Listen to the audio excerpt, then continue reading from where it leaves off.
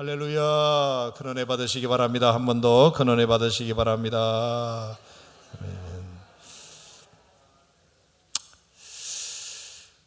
금양로 기도회에 오신 여러분들을 주님의 이름으로 환영합니다. 여러분들은 어떤 마음으로 오셨는지 모르겠지만 아마 다 비슷하리라 생각합니다.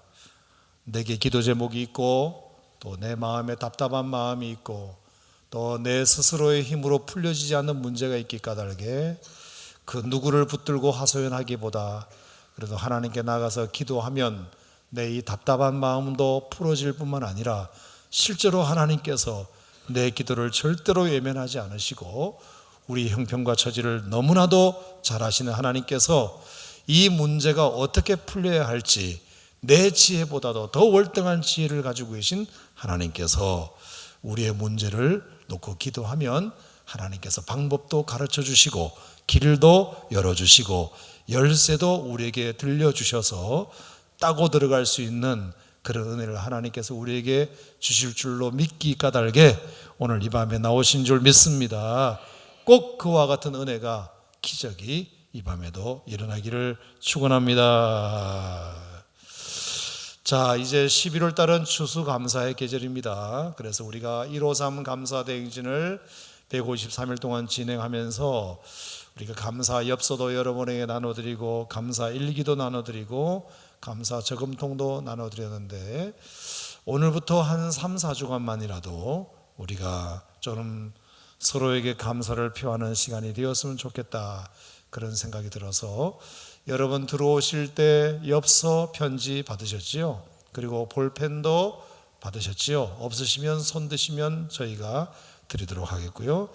우선 생각나는 한 사람을 여러분이 좀 떠올리시면서 여러분의 가족도 좋고 성도들도 좋고 여러분 누구에게든지 간단한 감사의 인사를 우리가 좀 표해서 주시면 저희가 봉투에 담아가지고 미국에 보내는 것만 빼고 미국은 항공우편이 상당히 많이 드니까 그래서 가급적이면 우리 교회 성도들에게 쓰셨다면 우리가 주일날 성도들에게 여러분의 이름으로 꼭 편지를 전해드리겠고요. 우리 성도가 아니신 분이라면 여러분이 주소를 좀 적어 주시든지 하시면 저희가 그 비싼 우표를 붙여가지고 손편지를 여러분에게 그 대상자들에게 전해드리는 시간을 갖도록 하겠습니다. 자, 지금부터 한 5분 정도 여러분에게 편지 쓸 수 있는 시간을 드리도록 하겠습니다. 우리가 이미 카톡이나 문자나 이메일로 우리가 다 할 얘기는 하지만 손편지를 받아보는 느낌은 또 새로우리라 생각합니다. 정성껏 삐뚤삐뚤 글씨이지만 그래도 누군가의 손편지를 따뜻하게 받으면 얼마나 마음이 뿌듯할까. 내용이 장황하고 길지 않아도 작은 고마움이라도 여러분의 인사말로 표하시면 얼마나 그 받는 사람에게 따뜻한 위로가 될까, 힘이 될까 생각합니다. 우리 골동성전도 세교성전도 우리 한 5분 정도 여러분 생각나시는 분에게 편지 쓰는 시간 갖도록 하겠습니다. 네, 참 우리 교회는 좋은 교회입니다. 편지 쓸 수 있는 시간도 드리고 있으니까요. 그래서 편지를 써서 여러분이 우리 교육자들에게 내주시면 수신자를 정확하게 하시고 그렇게 하시면 좋겠습니다. 우리 교회 성도님이면 아무개 집사님, 아무개 성도님이라고 꼭 써주셔야 저희가 됩니다. 이름만 딸랑 써놓으시면 이 이름이 누군지를 모릅니다. 그러니까 우리 교육자들이 알 수 있도록 그렇게 써주시면 좋겠습니다.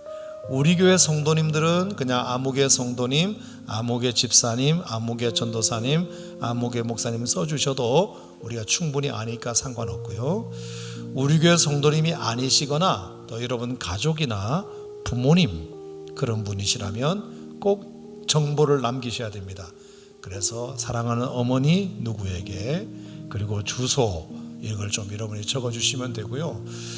지금 주소를 모르시겠거든 일단 편지부터 쓰시고 나중에 우리 이주원 목사님이나 또 김재구 목사님에게 목사님 제가 금양로 기도회 시간에 편지를 썼는데 주소를 몰라서 일단 어머니에게 쓰긴 썼는데 그 어머니 유서를 불러드릴 테니까 받아 적으세요. 그래가지고 불러주시면 아마 이주원 목사님이나 김정은 목사님이 사비로 여러분의 우편을 붙여가지고 보내주리라 생각합니다. 미국이나 영국은 안 됩니다. 우리 국내로 한정해가지고 여러분이 그렇게 써주시면 여러분의 정성스러운 손편지를 잘 전달하겠습니다. 부부끼리 해도 뭐 상관없습니다. 남편은 아내에게, 아내는 남편에게 편지를 쓰셔도.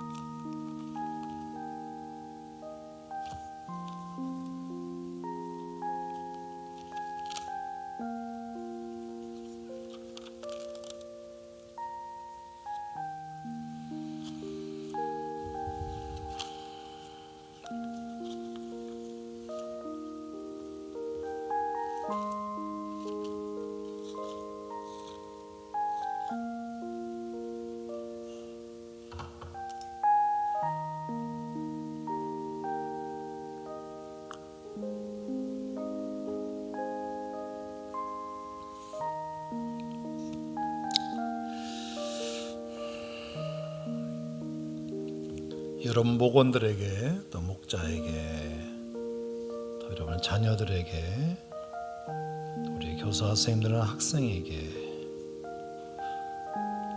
편지 한 장이 어쩌면 기가 막힌 타이밍으로 누구인가 위로가 되고 힘이 되는 시간이 되리라 분명히 믿습니다.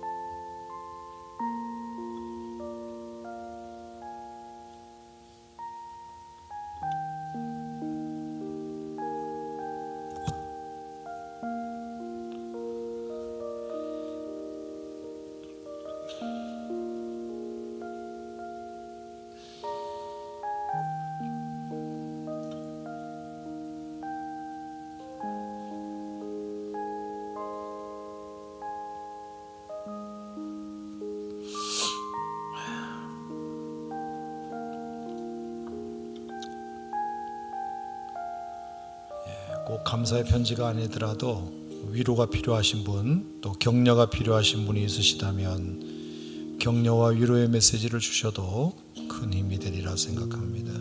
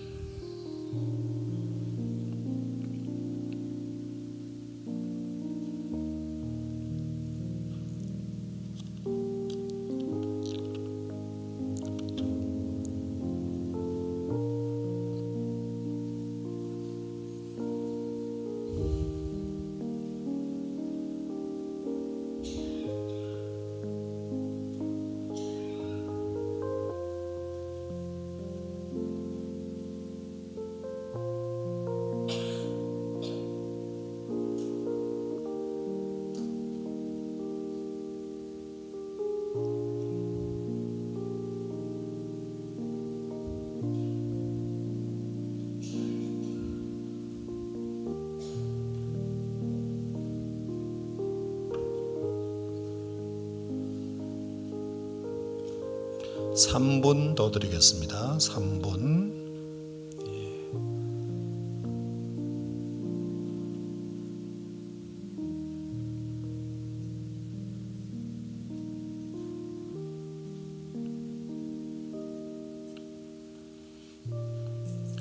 누가 보냈는지 정확하게 이름을 써주시면 혹시 우리가 여러분이 편지를 쓰시는 분이 누군지 모를 때 여러분에게 전화를 좀 드리겠습니다.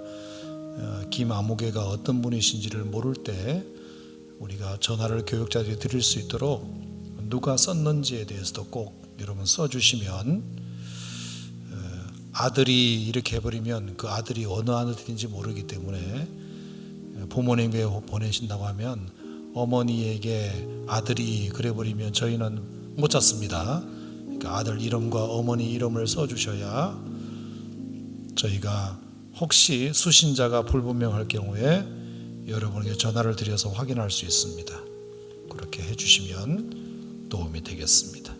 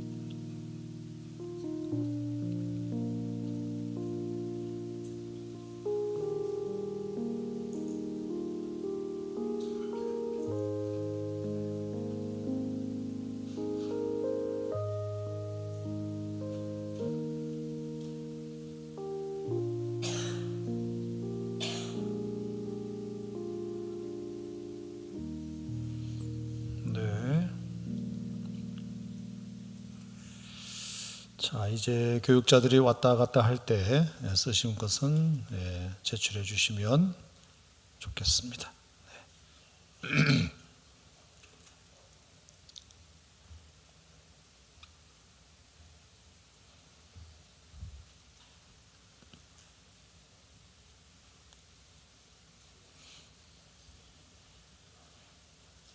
네, 혹시 조금 덜 쓰셔야 되는 분들은 예배 끝나시고 나가실 때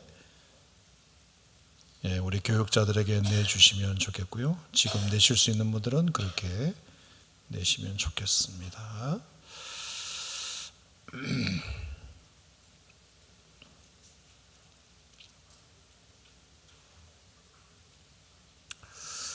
네, 여러분의 마음 담은 정성스러운 짧은 편지 한 장이 꼭 필요한 사람에게 꼭 필요한 위로와 소망과 또 힘이 되리라 그렇게 믿고요.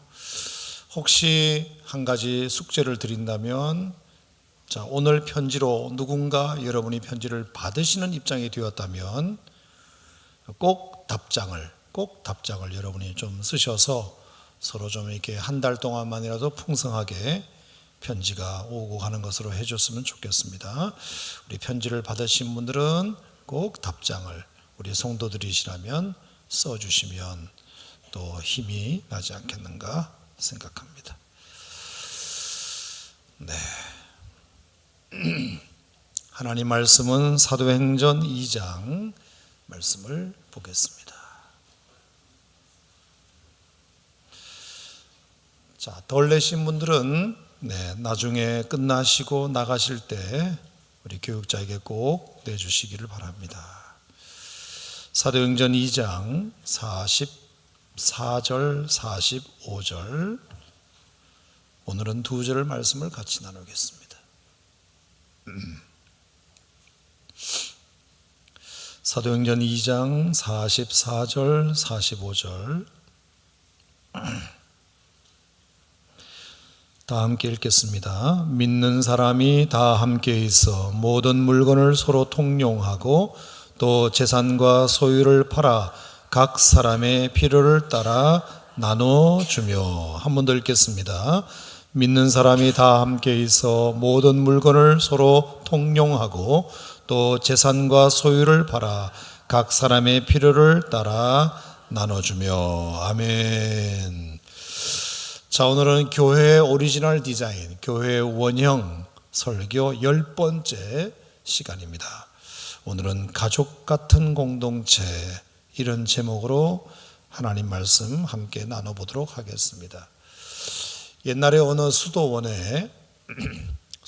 근처에 사는 포도 농사를 짓는 포도 농부가 너무 탐스러운 포도 농사를 많이 수확하게 돼가지고, 그래서 수도원 원장님에게 포도 몇 송이를 좀 드셔보시라고 포도 몇 송이를 수도원 원장님에게 그 근처 수도원 근처에서 농사를 짓던 농부가 드셔보시라고 갖다 드렸습니다. 그래서 너무 고마워가지고 그 탐스러운 포도송 몇 송이를 받고 나니까 이 원장님이 무슨 생각을 했는가 하면, 이거는 내가 먹는 것보다 마침 우리 수도사 중에 병들어 있는, 아파서 몸살이 나서 누워있는 병든 수도사가 있으니 이 탐스러운 포도송이 몇 개를 먹고 나면 나을 것 같다는 생각이 좀 들어가지고, 내가 먹는 것보다 이 병들어 있는 몸져 알아 누워있는 수도사에게 건네주기로 결정하고, 그래서 밑에 사람을 시켜가지고 그 병든 수도사에게 그 포도를 보냈습니다. 그랬더니 병든 수도사가 그걸 너무 받고서 너무 눈물이 나고 감격스러웠으나 자기가 그거를 먹을 수가 없는 겁니다. 그래서 무슨 생각이 들었냐 하면, 이거는 내가 먹는 게 아니라 우리 수도원에서 가장 연세가 많으신 나이 드신 수도사님에게 이거를 차라리 드리는 것이 내가 먹는 것보다 훨씬 더 좋겠다, 그렇게 생각이 들어서 수도원 원장님으로부터 온 그 포도송이를 자기가 먹지 않고 그 수도원의 가장 나이가 든 연세 높으신 어르신 수도사님에게 그걸 보냈습니다.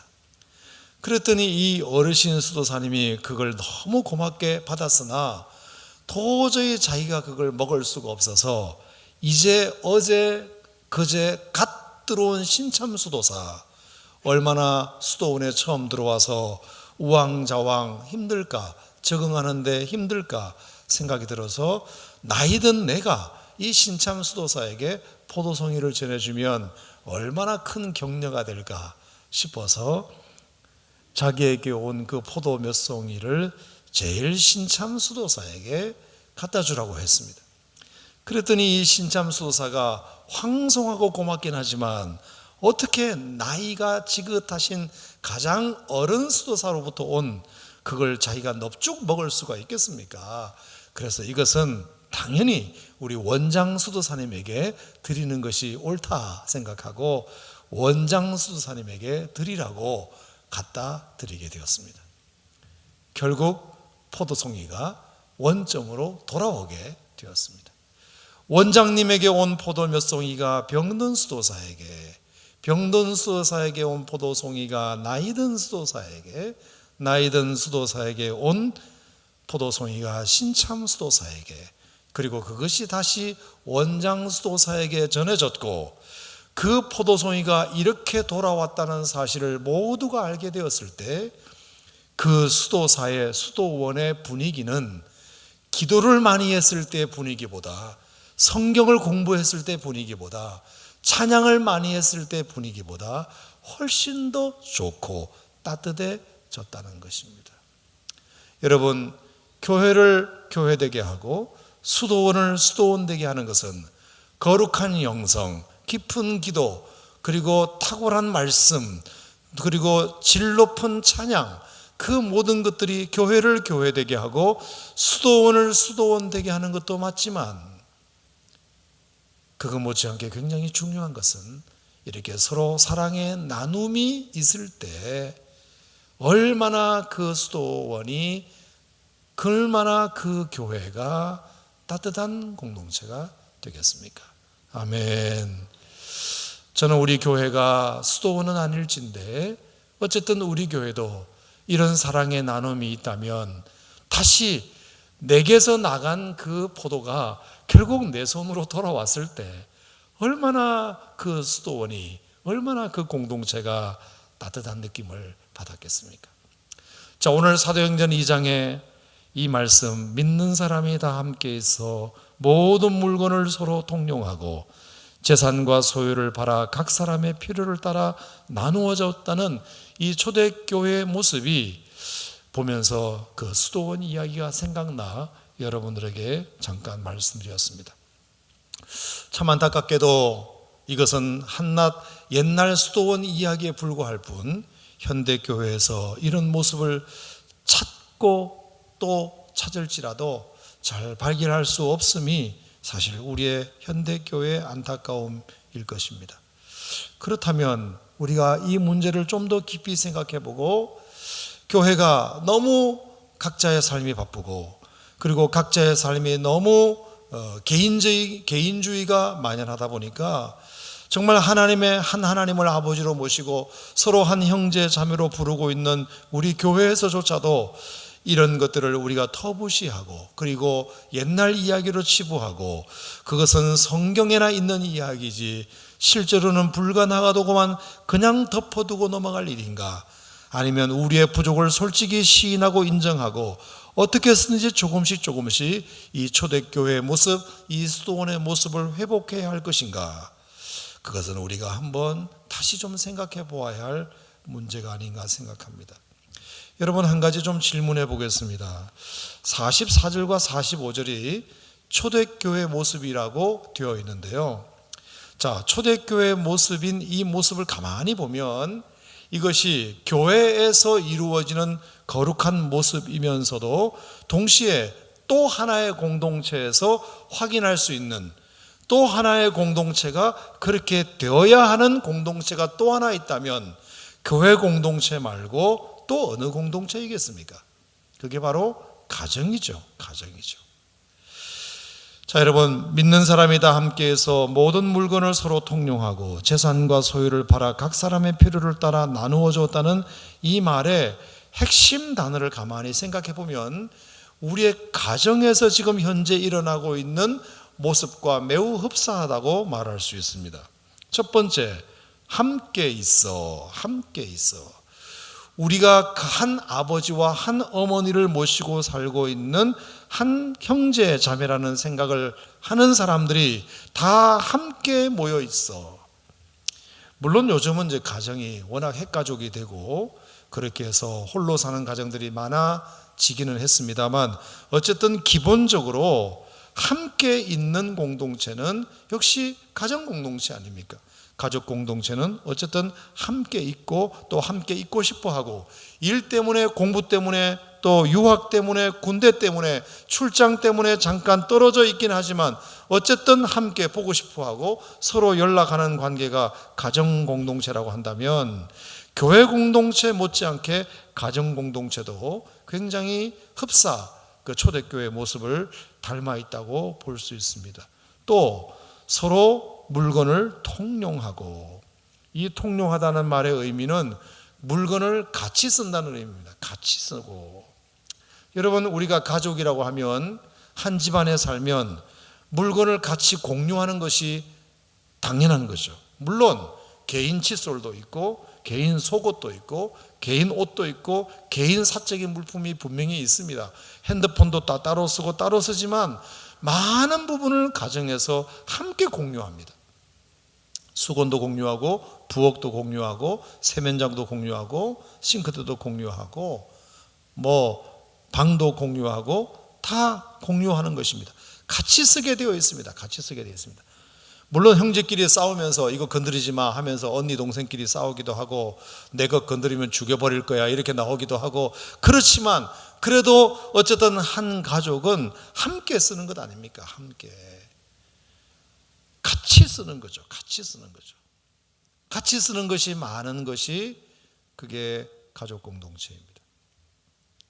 그 다음에 재산과 소유를 따라 각 사람의 필요를 따라 나눠주며, 가족 공동체에 어느 누군가 뭔가 필요한 일이 생겼을 때 가족은 그 모든 것을 도와주게 되어 있습니다. 그 필요를 공급해 주게 되어 있어요.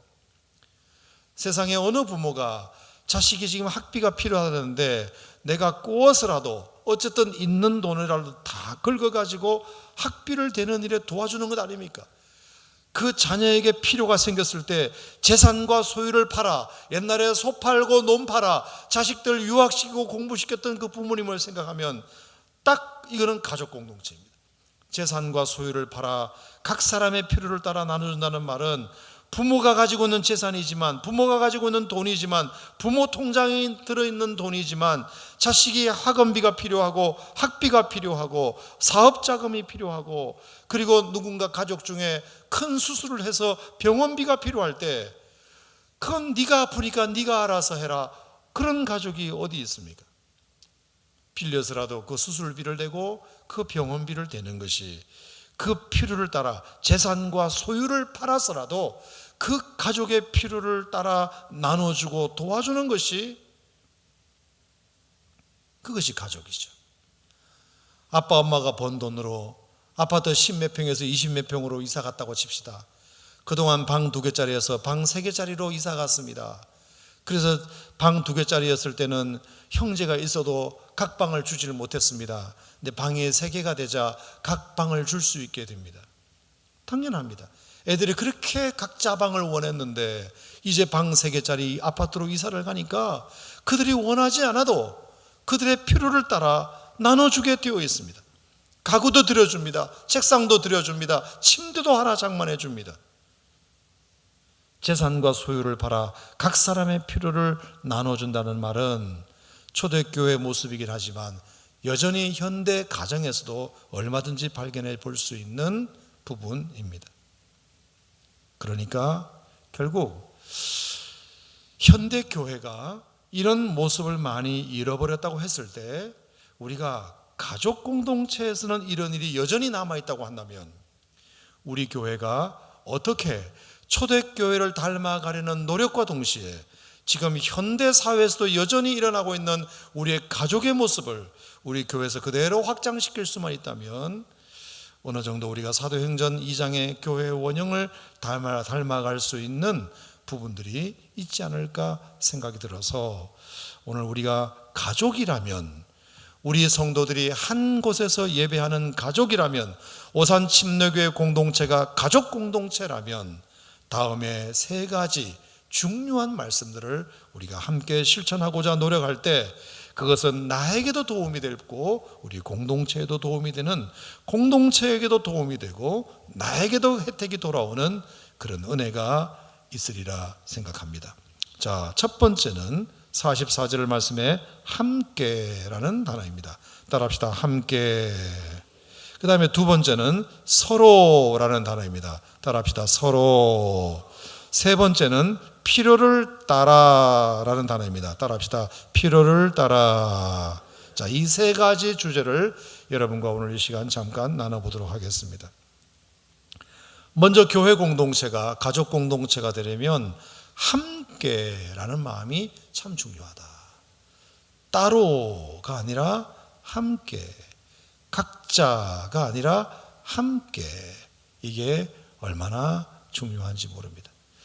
아무리 힘들고 무서워도 함께 누군가 옆에 있어주면, 외롭을 때 정말 강아지 한 마리라도 옆에 있어주면 덜 외롭듯이 내가 사랑하고 내가 아끼고 나의 사랑하는 가족 공동체가 가장 가까운 사람이 곁을 지켜주고 함께 있어준다면 아무리 힘든 일이 있어도 힘든 줄 모를 것이고 아무리 무서운 일이 있어도 무서운 줄 모를 것 아니겠습니까? 여러분도 그런 경험이 많으시겠지만 그냥 저도 저희 아버지가 참 무뚝뚝하고 가정에 별로 신경 쓰지 않는 그런 아버지였지만 그래도 좋은 기억이 전혀 없는 것은 아닙니다. 가장 기억에 남는 것 중에 하나가 아버지가 돌아가시기 3개월 전에 저희 집사람과 함께 가가지고 맛있는 거 해드리고 그랬을 때 저를 위해서 제가 죽을 뻔했던 그 3번의 기억 속에 아버지가 나 살려달라고 그렇게 기도했다는 얘기를 들었을 때 굉장히 참 고맙게 여겨졌던 그것을 제가 새롭게 알게 되었고요. 그리고 제가 기억하고 있는 것 중에 중학교 1학년 때인가 2학년 때인가 연탄가스를 너무 심하게 마셨습니다. 연탄가스를 마셔도 전혀 배부르지도 않는, 영양가도 없는 연탄가스를 너무 심하게 맞았습니다. 그것 때문에 저는 굉장히 참 어려움을 몇 번 겪었는데, 어쨌든 그날도 연탄가스를 많이 마셔가지고 학교를 갈 수 없는 상황이 되었어요. 그래서 이제 아버지가 그걸 알고 막 창문을 다 열고, 그리고 이제 그 김치 국물 해가지고 막 마시게 하고, 그렇게 하니까 조금 정신이 돌아왔습니다. 하지만 이미 학교를 갈 시간은 이미 늦어버렸습니다. 그래서 어떻게 할까? 결석을 해버릴까? 아니면 지각이라도 해서 갈까? 그때는 어쨌든 개근상, 정근상 이런 게 굉장히 중요했기 때문에, 그래서 결석하는 것보다는 그래도 늦게라도 가는 것이 낫겠다. 그래서 아버지하고 합의를 하고 가려고 하는데 딱 걱정이 되었습니다. 학교를 가는 건 좋은데 지각을 했을 때 그 학교 정문에서 기다리고 있는 선도부 형님들이 생각이 났습니다. 여러분 들어나 봤나? 선도부. 정말 완장차고 얼마나 그때 지금 생각하면 아주 갑질을 했는지. 무슨 계급이라고. 그 선도부 형님들이 그때는 뭐 교복을 입고 다녔으니까 이 호크가 잠겨져 있다거나 두발 상태가 시원찮다거나 하여간 뭐 이름표가 삐뚤게 달렸다거나, 특히 지각을 하는 학생들은 얼마나 힘들겠는지 모릅니다. 하여간 진짜 맞기도 많이 맞고 원산폭격하는 거죠. 원산폭격. 그러면 그 정말 무서운 선도부 형님들이 대문을 지키고 있을 생각하니까 도저히 갈 용기가 안 나는 거죠. 그래서 아버지에게 부탁을 했습니다. 출근하시는 아버지인지를 알지만, 아버지, 내가 학교는 가긴 가겠는데 선도부 형님들이 너무 무서워서 학교를 통과할 자신이 없다. 그러니까 아버지가 좀 같이 가줬으면 좋겠다. 그래서 아버지가 선뜻 그렇게 하자. 뭐 그러면 어려운 거 아니다. 그래서 이제 아버지가 함께 동행을 해서, 제가 나온 신선중학교가 이게 아주 만댕이에 있습니다. 만댕이. 저 높은 곳에 교문이 있어요. 그래서 이제 쭉 올라가는데 버스에서 내려가지고 딱 올라가는데 아니나 다를까 거의 학생들이 이제 들어가는 학생들이 없고, 거의 이제 문 닫기들 직전에 선도부가 마지막 지각하는 놈을 잡으려고 딱 벼르고 있는, 모자 딱 눌어쓰고 가운데 중자가 딱 새겨진, 얼마나 두렵고 무서운지. 근데 아버지가 걱정하지 마라. 아빠가 잘 얘기할게. 그러면서 투벅투벅 걸어가지고 무슨 얘기를 했는지는 기억이 안 나지만 대충 이런 얘기였던 것 같아요. 어이, 선도부들 수고 많아. 내 아들인데 오늘 연탄가스를 마셔가지고 학교에 못 올 뻔했는데 그래도 지각이라도 해도 하더라도 학교를 가고 싶은 마음에 간다고 해서 내가 데리고 왔다. 어이, 수고해라 하고 그냥 했는데, 선도부들이 나를 원산폭격이나 뭐 이렇게 뭐 맞다나 이런 걸 칠 생각을 전혀 하지 못하고 그냥 무사히 통과가 된 거죠. 무사히. 그때 아버지가 함께 동행해 준다는 그 힘이 얼마나 큰지에 대해서 어린 마음에 그걸 확실히 느꼈습니다. 야, 아버지란 존재가 나 혼자 갔으면 이거는 완전히 빼도 박도 못하고 가진 수모와 모욕을 다 당했을 텐데, 그래도 아버지가 한마디 해주고 동행해 주니까 이런 일도 있구나. 여러분, 함께, 가족은 함께 있는 공동체 아닙니까? 힘들고 어려울 때 곁을 지켜주는 공동체가 그게 가족 공동체 아닙니까? 저희 집사람이 산부인과에서 이제 분만실에 들어가서 막 산통을 겪고 있을 때 바깥에서 기다리고 있는데 얼마나 안에서 막 비명 소리가 들리는지. 그래서 저희 집사람이 결국은 들어오라 그래가지고 옆에 다른 아줌마들도 다 있는데도 불구하고 제가 옆에 가서 함께 손을 콕 잡고 함께 산고의 고통을 겪을 때 서로 기도하고 그랬을 때 그 집사람의 그 산고가 훨씬 줄어드는 모습을 확인하게 되었습니다. 아무렴 내가 힘들고 어려울 때 누군가 곁에서 가족이 지켜주고 손잡아주고 기도해주면 당연히 그렇죠. 오래전 제가 수십 년 전에 8시간짜리 수술을 제가 받을 때도 마찬가지입니다. 결국 수술에 들어갈 때 굉장히 무섭죠. 5%는 마취해서 깨어나오지 않을 수도 있다. 이미 각서까지 쓴 마당에서 사람의 운명이 어떻게 될지 알지 못하잖아요. 비교적 큰 수술이었기 때문에. 그래도 어쨌든 제 아내가, 그리고 저희 아버니 어머니가, 그리고 저희 두 딸이 옆에서 함께 아빠를 위해서, 남편을 위해서, 아들을 위해서 곁을 끝까지 지켜주었던 까닭에 편안하게 수술실에 들어갈 수 있었단 말이에요. 등등 여러분의 인생에도 내가 힘들고 어려울 때, 외로울 때 가족이 곁을 지켜줌으로 말미암아 힘이 되고, 그 무서운 것이 반감되고 힘든 것이 반감되었던 경험이 여러분들에게도 다 있으리라 생각합니다. 교회도 마찬가지죠. 누군가 힘들어하고 어려워하고 그렇게 할 때 누군가 그 곁을 지켜주고, 집사님 내가 기도해 줄게, 이렇게 누군가 곁을 지켜주고 힘이 되어주면 그게 함께하는 공동체, 초대교회 사도행전 2장에서 우리가 보는 그런 공동체가 될 수 있다는 것입니다.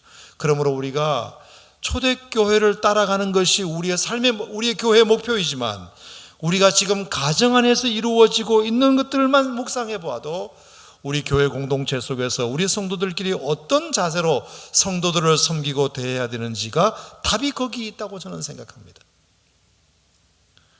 여러분, 봉사가 힘들어도 함께 하면 힘이 덜 들지 않습니까? 그리고 재미까지 있습니다. 국수 봉사를 할 때도 혼자서 하면 수백 명을 어떻게 먹이겠습니까? 근데 함께 하니까 힘이 덜 들고, 그리고 함께 농담도 같이 하면서 하면 힘든 것을 넘어서서 재미있기까지 합니다. 주차 봉사를 해도 마찬가지입니다.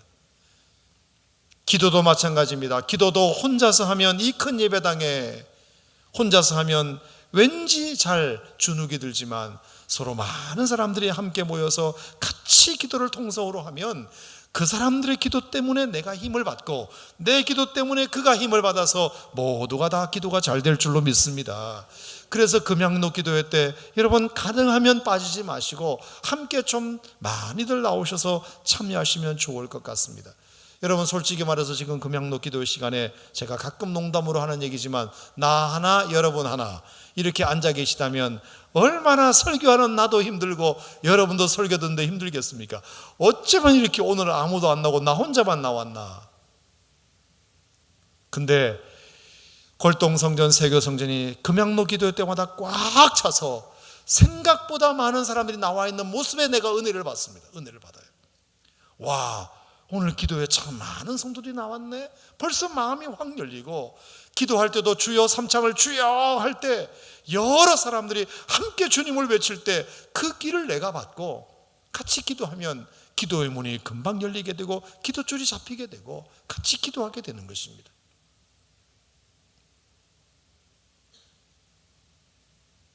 그러니까 그 사람 때문에 내가 힘을 받고, 또 내가 있기 때문에 그 사람이 힘을 받고, 그렇게 함께 한다는 것이 얼마나 참 우리들에게 좋은 모습인가. 역시 교회는 함께하는 공동체이구나. 함께 예배도 함께 드리는 것이 그게 은혜가 되고, 봉사도 함께하는 것이 은혜가 되고, 기도도 함께하는 것이 은혜가 되고, 어려울 때 함께 그 자리를 곁을 지켜주고 하는 것이 결국 우리의 힘듦과 외로움과 아픔과 고통을 절감할 수 있다는 것이 우리 모두에게 인지상정이라고 한다면, 특별히 우리 교회 공동체가 꼭 그렇게 되었으면 좋겠다. 여러분, 사랑하는 우리 오산 침례교회가 그런 공동체가 되기를 축복합니다. 아멘. 두 번째, 서로. 따라합시다. 서로. 자, 이 서로라는 말이 굉장히 참 좋은 말입니다. 일방적이지 않다는 거죠. 누구는 무조건 이것만 하고 누구는 안 하고, 이게 아니라 일방적이지 않고 서로 쌍방간에 서로 하는 거죠. 서로. 물론 각자의 포지션이 다 정해져 있긴 합니다. 각 담당이라는 것이 있긴 있을 수 있어요. 하지만 내 담당이 이거니까 나는 이것만 할 거야, 이거는 서로가 아니죠. 내 담당이 이것이지만 때로는 그것을 함께 할 줄도 아는 것, 다른 사람의 일도 돌아볼 줄 아는 것, 그것이 공동체가 아니겠습니까? 내가 축구를 하는 축구 선수로 가면 내가 공격수라고 하더라도, 내가 볼을 전문적으로 넣는 공격수라고 하더라도 우리 팀이 지금 골을 먹게 생겼으면 같이 가서 도와서 수비를 함께 서주는 것이 한 팀원인 것처럼, 너는 수비니까 그건 너가 알아서 해, 그건 같은 팀이라고 말할 수가 없잖아요. 가정에서도 마찬가지죠. 누구는 밥하는 사람이 따로 정해져 있고, 설거지하는 사람이 따로 정해져 있고, 청소하는 사람이 따로 정해져 있고, 빨래하는 사람은 따로 정해져 있고, 음식 쓰레기 버리는 사람 따로 정해져 있고, 분리수거하는 사람 따로 정해져 있고, 늘 그 사람만 하는 거, 그건 가족이 아니죠. 물론 누가 주로 하는 사람이 있을 수 있지만 때로는 서로 분리수거도 해주고, 음식 쓰레기도 버리고, 또 빨래도 널고, 청소도 하고, 설거지도 하고, 음식도 때로 서로 할 수 있으면 그게 가족이 아니겠습니까? 성경은 우리들에게 이 서로에 대한 이야기를 참 많이 하고 있습니다. 서로 사랑하라. 따라합시다. 서로 사랑하라. 서로 우애하라. 서로 용서하라. 서로 봉사하라. 서로 복종하라. 서로 무난하라. 서로 짐을 지라. 서로 받으라. 서로 고백하라. 서로 대접하라. 아멘. 성경 어디에 일방적으로 너만 봉사하라, 너만 사랑하라, 너만 대접하라, 너만 우애하라, 너만 용서하라, 너만 무난하라 그렇게 말했습니까? 서로 무난하라, 서로 용서하라, 서로 우애하라, 서로 짐을 져라, 서로 대접하라, 서로 고백해라, 서로 봉사하라. 창세기 13장에 보면 아브라함과 조카 롯이 애굽에서 이제 올라와 가지고 좀 다툼이 일어났습니다. 아브라함과 롯이 다툰 건 아니지만 그 목자들이 다투게 되었습니다. 그래서 이 문제를 어떻게 할까 고민을 하던 아브라함이 그런 이야기를 창세기 13장 8절에서 합니다. 나나 너나 내 목자나 내 목자나 서로 다투게 하지 말자. 서로 다투게 하지 말자. 서로 다투게 하지 말자. 여러분, 저는 이 말씀 속에 이런 의미를 깨달았습니다. 자, 아브라함은 삼촌이고 롯은 조카입니다. 조카. 그러면 양보는 일방적으로 조카만 하는 것이 아니라 삼촌도 할 수 있다는 것을 보여줍니다. 그게 뭐죠? 여러분이 잘 아시는 대로 롯아, 네가 좌하면 내가 우할게. 네가 우하면 나는 좌할게. 언제나 아랫사람이 양보하고, 언제나 아랫사람이 손해보고, 언제나 아랫사람이 하찮은 것을 가지라는 법이 어디 있습니까? 때로는 서로 윗사람이 양보하고, 윗사람이 배려하고, 윗사람이 먼저 기회를 주는, 그것을 아브라함이 보여준 거죠. 그래서 우리 서로 다투지 말자. 만약에 이 서로의 개념이 아브라함에게 없었다면 롯을 불러다가, 야 롯, 너 삼촌 때문에, 삼촌 덕분에 여기까지 왔잖아. 너 삼촌 아니면 이렇게 뭐 할 수 있겠어? 야, 너 알아서 좀 이렇게 내 목자와 너 목자가 다투지 않도록 네가 좀 자리를 양보해야지. 네가 좀 저쪽으로 멀리 좀 가든지 해야지. 이렇게 꼭 내가 이 문제를 나서서 해결해야 되겠냐? 너 알아서 좀 기는 법이 있어야지. 이렇게 얼마든지 말할 수 있는 위치임에도 불구하고 아브라함은 그렇게 하지 않습니다. 이건 서로 해결해야 될 문제다. 누가 일방적으로 지고 누가 일방적으로 이기는 문제가 아니다. 누가 일방적으로 양보하고 누가 일방적으로 기득권을 가질 문제가 아니다. 그래서 오히려 이거는 서로 해야 된다. 그래서 이번에는 내가 그렇게 하마. 롯아, 네가 좌하면 내가 우하고 네가 우하면 나는 좌할게. 그게 삼촌과 조카 롯의 관계였다고 한다면, 그게 가족 공동체에서 일어나는 일이라고 한다면 교회도 마찬가지, 서로 네가 좌하면 내가 우하고, 집사님이 우하시면 제가 좌하겠습니다. 아멘. 이것이 우리 교회 공동체에 있을 때 여러분도 기분이 좋고, 이 교회가 참 아름다운 공동체다. 창세기 33장 4절에 보면 에서와 야곱의 조우가 나옵니다. 자, 지난 20년 동안 에서는 야곱을 향하여 칼을 갈았습니다. 자기를 속이고 장자권을 빼앗아 먼 나라로 도망한 그 야곱이 돌아오기만 하면 내가 가만두지 않을 것이다, 그렇게 비웃습니다. 야곱이 야복 나루를 저 건너기 직전에 있다는 소식을 듣고 400명의 군사를 거느리고 그 야곱을 잡아 죽이려고 에서가 달려오는 장면이 있었습니다.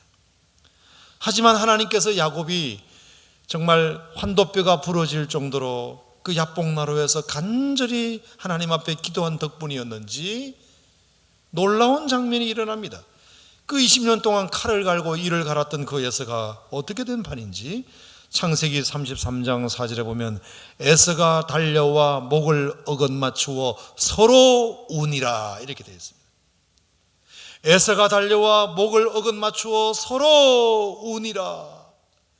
여러분, 이게 참 기가 막힌 말입니다. 여러분, 에서와 야곱 중에 누가 용서받아야 하고 누가 용서해야 될 존재입니까? 당연히 용서를 빌어야 될 존재는 야곱이죠. 야곱이 먼저 무릎을 꿇어야죠. 왜? 형을 속인 사실이 분명히 있으니까요.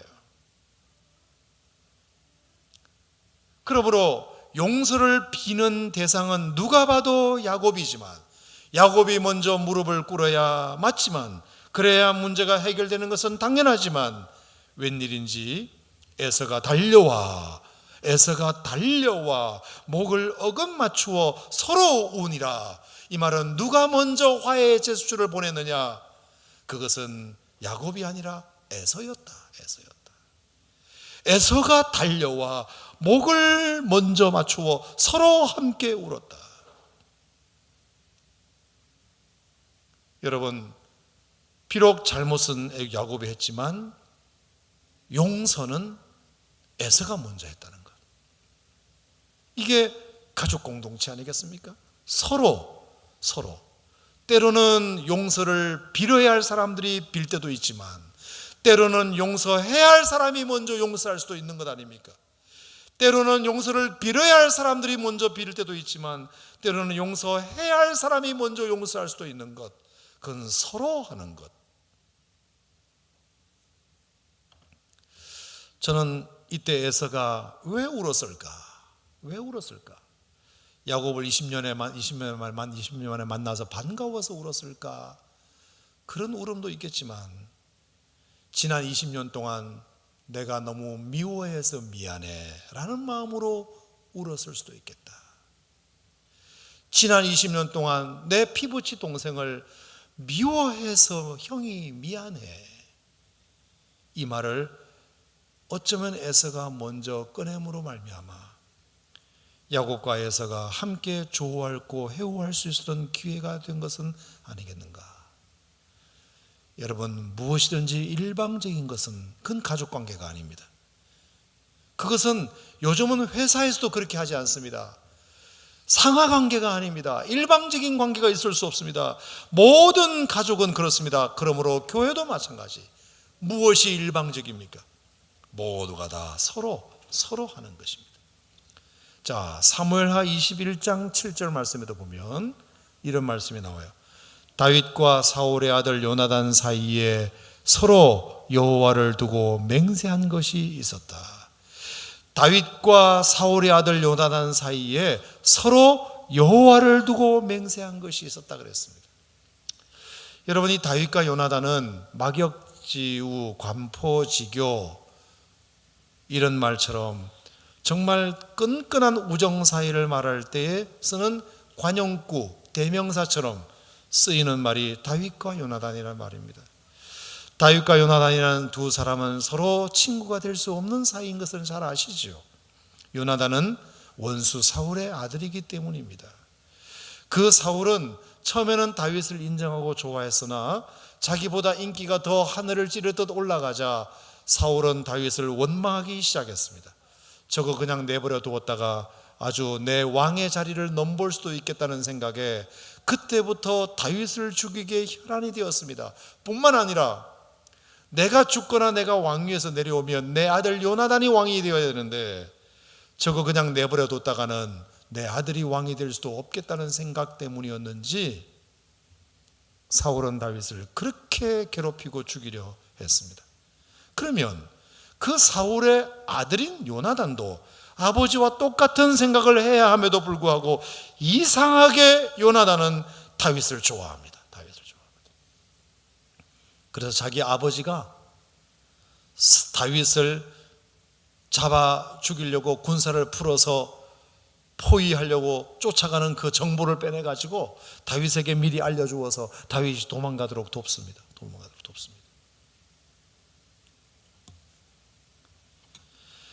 다윗과 요나단이 서로 요나단이 다윗에게 그렇게 은혜를 베풀고 했지만 과연 요나단이 다윗을 일방적으로 그렇게 사랑하기만 했을까?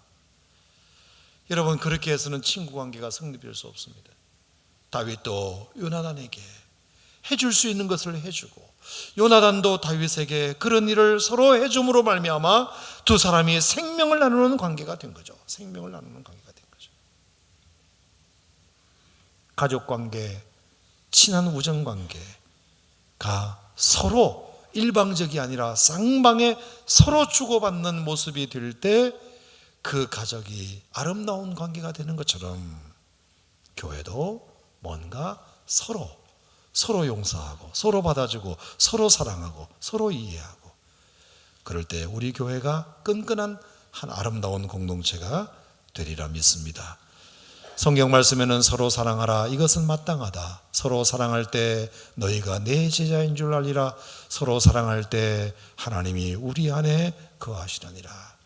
우리가 서로라는 이 말에는 나만큼 남도 중요하다는 의미가 들어있는 거죠.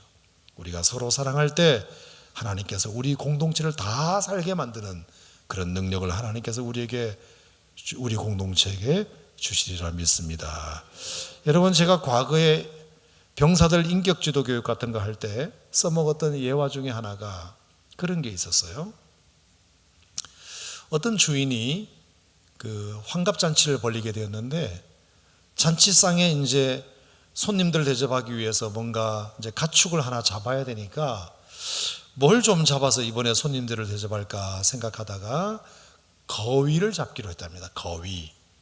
그래서 거위를 잡으려고 거위야, 내가 이번에 환갑잔치를 해야 되는데 손님들도 오고 하니까 너를 좀 잡아먹어야 되겠다. 그랬더니 거위가 난색을 표하면서 주인님, 어떻게 그러실 수 있습니까? 제가 맨날 그 알을 낳아드리는 거 모르십니까? 그 알을 얼마나 잘 잡수시고 하시는데 제가 없으면 그러면 거위 알은 누가 낳습니까? 주인님, 잘 생각해 보십시오. 왜 저를 선택하셨습니까? 저는 이 주인님에게 정말 충성스럽게 제가 알을 낳아드리면서 충성을 다했는데 절대로 그러시면 안 됩니다. 그러니까 주인이 가만히 듣고 보니까 그 말이 일리가 있다고 생각했는지, 그러면 네 생각에는 누굴 잡았으면 좋겠냐 그랬더니 알을 낳는 거하고는 전혀 상관없는 개를 잡으십시오, 그렇게 된 거죠. 옆에 있는 개가 발끈하면서 아니 주인님, 어떻게 그러실 수 있습니까? 주인님, 제가 없으면 밤에 도둑은 누가 지킵니까? 주인님이 잠자리에 잘 편안하게 들 수 있는 이유는 제가 밤새 도둑을 지켜주기 때문인데 제가 없으면 도둑은 누가 지킵니까? 그러니까 도둑 지키는 거하고는 전혀 상관없는 닭을 잡으십시오. 그랬더니 닭이 옆에서 꼬끼워하면서 발끈하면서 주인님, 아침에 주인님 누구의 목소리를 듣고 일어나십니까? 핸드폰도 없고 자명종도 없는 이 시대에 누구 목소리를 듣고 일어나십니까? 제 목소리가 아침을 깨우지 않습니까? 그러니까 늦잠 자는 저 고양이를 잡으십시오. 이렇게 됩니다. 고양이가 옆에서 야옹하면서 발끈하면서 주인님, 이 곳간에 쥐들이 얼마나 많이 돌아다니는데 저 쥐를 누가 잡습니까? 저 고양이 아닙니까? 어떻게 저를 잡으실 생각을 하십니까? 저 쥐 잡는 거하고는 상관없는 저 소를 잡으십시오.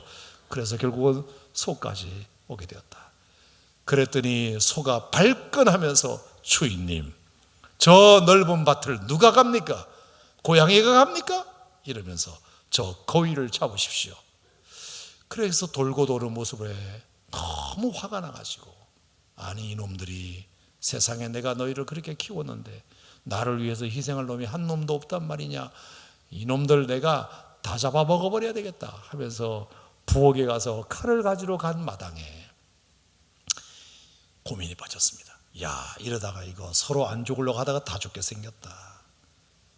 그래서 뭔가 깊은 반성의 시간을 가지더니 주인이 칼을 가지고 다시 나온 마당에 거위가 딱 나서서 하는 말이, 주인님, 잘못했습니다. 사실 뭐 알이야 장날 가서 사드시면 되고, 하지만 개가 없으면 저 도둑을 지킬 수 없으니 제가 아까 한 드린 말씀을 취소시키고 저를 그냥 예정대로 잡아 드시기 바랍니다. 그렇게 나오니까 옆에 있는 개가 감동을 해가지고, 주인님, 사실 도둑 지키는 게 뭐가 됐습니까? 담벼락에 저렇게 놓고, 그리고 저렇게 이미 이렇게 하인들이 많이 있는데 굳이 저 하나 없어도 주인님 재산은 얼마든지 지켜줄 수 있습니다. 하지만 그래서 제가 닭을 잡으려고 한 말 취소하고 저를 잡으십시오. 그랬더니 옆에서는 닭이 닭똥 같은 눈물을 흘리면서, 주인님, 아침에 제 목소리를 듣고 일어나는 것이 뭐가 그렇게 중요합니까? 주인님은 워낙 부지런하신 분이라 제 목소리를 듣지 않으셔도 벌떡벌떡 잘 일어나신 분이니, 하지만 고양이가 없으면 쥐를 못 잡으니 제가 한 말을 취소하고 저를 잡수십시오. 그러니 이 고양이가 야옹하면서, 주인님, 쥐야 뭐 쥐털을 놓으면 되고 쥐약을 놓으면 되지, 굳이 뭐 쥐 때문에 저를 살려두실 필요는 없습니다. 고양이가 은근히 몸에 좋습니다. 저를 잡아 드십시오. 그러더니 옆에 있는 소가 음매하면서 감동을 받아서, 주인님, 고양이 잡아서 무슨 잔치하겠습니까? 소 한 마리 잡아야 잔치하시죠. 그랬더니 이 주인이 너무 감동을 받아가지고, 너희가 서로 그렇게 희생하려고 하는 모습이 너무 갸륵하다. 내가 너희들 한 놈도 안 잡고 내가 장에서 아예 사다가 잡겠다. 여러분, 서로 안 하려고 하면 다 죽고요, 서로 하려고 하면 다 삽니다. 아멘. 이것은 모든 공동체의 원리입니다. 공동체 원리. 이 서로의 원리를 우리가 기억하자. 마지막으로 필요를 따라합시다. 필요를 따라. 자, 시편 23편에 보면 여호와는 나의 목자시니 내가 부족함이 없으리로다 하는 말씀이 나옵니다. 여러분, 우리가 하나님을 믿는 이유 중에 하나는 하나님만 한 분만 붙들면 내게 부족함이 없기 때문인 줄로 믿습니다. 하나님을 인하여 내가 위로받고, 하나님을 내가 인하여 힘을 얻고, 하나님을 인하여 내가 공급을 받고, 하나님이 나에게 소망이 되시고 지혜가 되시고 용기가 되시기 때문에 하나님 한 분만 나의 목자로 삼아도 부족함이 없다는 고백을 했다면, 여러분, 하나님을 섬기는 공동체를 인하여서도 부족함이 없다는 고백이 나와야 됩니다. 여호와가 나의 목자시기 때문에 부족함이 없다는 말이 인정이 된다면 하나님을 믿는 공동체를 인하여서도 서로 부족함이 없어야 합니다. 그 안에서 서로 위로가 되고, 서로 힘을 얻고, 서로 보호가 되고, 서로 소망을 얻고, 서로 지혜를 얻고, 서로 용기를 줄 수 있어야 적어도 우리가 하나님을 섬기는 공동체를 인하여서도 부족함을 느끼지 못해야 되지 않겠는가. 따라합시다. 교회 안에 결혼하지 않는 사람은 있을 수 있으나 혼자인 사람은 없어야 한다. 아멘. 교회 안에 결혼하지 않는 사람은 있을 수 있지만 혼자인 사람은 없어야 한다. 또 따라합시다. 연애는 서로 만나서 좋은 것만 같이 나누는 것이고, 결혼은 서로 만나서 힘든 것도 나누는 것이다. 연애는 서로 만나서 좋은 것만 같이 하는 것입니다. 그래서 연애 시간에, 연애는 좋은 것을 함께 나누는 기간이에요. 하지만 결혼은 서로 만나서 힘든 것도 나누는 것입니다. 가족이기 때문입니다. 가족은 좋은 것도 같이 하는 것이지만 힘든 것도 같이 나누는 것입니다. 여러분, 교회가 가족 공동체라고 한다면, 교회가 연애 기간이 아니라 교회가 결혼한 가족 공동체라고 한다면 마찬가지. 우리가 교회에 소속되지 않았을 때에는 내게 필요한 것을 하면 되었지만, 이제 교회 공동체에 소속이 되었다고 한다면 다른 사람의 필요도 채워줄 줄 알아야, 그것이 교회 공동체라는 것. 마지막으로 결론을 내겠습니다. 장례식에 참여했을 때 어느 집사님이 그런 얘기하는 것을 들었어요. 목사님, 다른 때도 교회가 참 힘이 되지만 이런 어려울 때 교회가 참 힘이 되네요. 서로 같이 울어주고 같이 위로해 줄 수 있는 사람이 있다는 것이 참 좋아요. 저는 그걸 진지하게 느꼈어요. 제가 군목 시절에 저희 고등학교 3학년 여학생이 오토바이 사고로 죽었어요. 고등학교 3학년 여학생이 대학 수능시험을 얼마 앞두고 그 남자친구랑 오토바이 타고 가다가 나무에 전봇대에 받쳐서 즉사했어요. 우리 집사님 딸이었어요. 순천향대학병원의 장례식장에 그 아이를 뒀는데 너무 슬프죠. 너무 슬프죠. 아들 하나 딸 하나 있는데 그 딸이 고등학교 3학년 때 죽었으니 온 교회가 슬퍼했어요. 온 교회가 슬퍼했어요. 근데 장례식장에 이렇게 가보니까 옆에는 어떤 아저씨, 조금 나이가 든 아저씨 장례식 빈소가 차려져 있었고, 그리고 이제 여기는 우리 고등학교 3학년 여학생 빈소가 차려져 있었는데, 훨씬 그쪽이 많아야 되잖아요. 인생을 오래 살다가 가신 분이니까. 근데 거기는 찾아오는 조문객이 그렇게 많지 않더라고요. 가끔 뜨문 이렇게 오는데, 이쪽에는 고등학교 3학년 여학생이 갑자기 교통사고로 죽었는데도 불구하고 끊임없이 가서 위로하고 예배드리고 그리고 같이 울어주고 위로해주는 사람들이 줄을 잇는 거예요. 줄을 잇는 거예요. 제가 그걸 보면서 세상적으로 보면 나이가 꽤 드신 이분 빈소가 훨씬 더 사람들이 많이 찾아와야 되지만 교회를 안 다니고 종교가 없으니까 찾아오는 사람이 적다. 근데 고등학교 3학년짜리가 이렇게 죽었는데 안타까우면서 모든 전 교인이 다 가서, 그리고 하루에도 오늘 가고 또 내일 또 가고 3일장에 계속 사흘 내에 가면서 그 어머니 집사님과 아버니 성도님을 위로해주는 그 모습을 보면서 우리가 힘들 때 함께 서로 같이 있어주는 공동체가 참 좋은 이 교회 공동체가 있어서 얼마나 참 감사하냐. 좋을 때에는 누가 축하해 주지 않아도 그냥 그 좋은 기분에 살아갈 수 있지만, 힘들고 어려울 때 누가 옆에서 위로해 주지 않으면 사람이 한없이 떨어질 수밖에 없는 것이 인간이거늘 우리가 함께 필요를 따라 서로 함께 우리가 이렇게 좋은 것도 같이 나누고 어려운 것도 함께 나눌 수 있다면, 우리 오산 침례교회가 비록 21세기 현대교회를 살아가고 있지만 그래도 하나님께서 우리 교회를 통해서 더 아름다운, 더 사랑의 공동체를 아름답게 만들어 감으로 말미암아 교회도 아름다울 뿐만 아니라 여러분 모두에게도 다 축복이 될 줄로 믿습니다.